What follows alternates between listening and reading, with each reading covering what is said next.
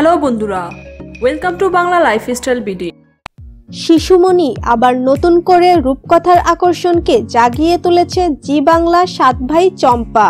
ছোটদের পাশাপাশি বড়রাও এই সিরিয়ালটি দেখতে দেখতে ফিরে যান তাদের ফেলে আসা ছেলেবেলায়। কল্পরাজ্যের গল্পকথা ৭ ভাই চম্পা এখন রোজ দেখা যায় বাঙালির ছোট ড্রয়িং রুমে। গল্পকথায় মণিমল্লিকা ছিল কিনা মনে আসছে না, কিন্তু টিভির ছোট পর্দায় রোজ দেখতে পাই মণিমল্লিকা অরূপে সুদীপ্তা ব্যানার্জিকে।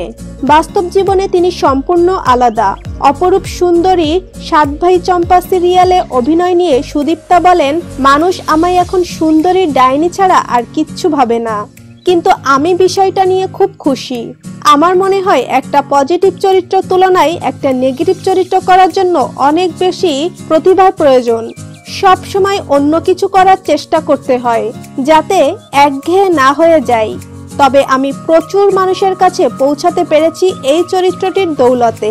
তিনি বলেন, মজার কথা, অনেকেই আমার আসল নামও জানেন না।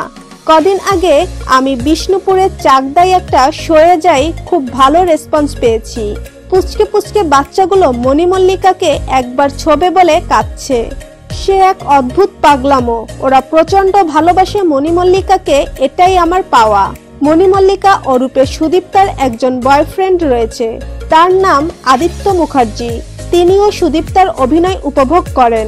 তো বন্ধুরা, ৭ ভাই চম্পা সিরিয়াল মণিমল্লিকার অভিনয় আপনাদের কেমন লাগে কমেন্ট করে জানিয়ে দিন। আর বিনোদন জগতের সহ আরো নতুন নতুন খবর জানতে আমাদের চ্যানেলের সাথেই থাকুন।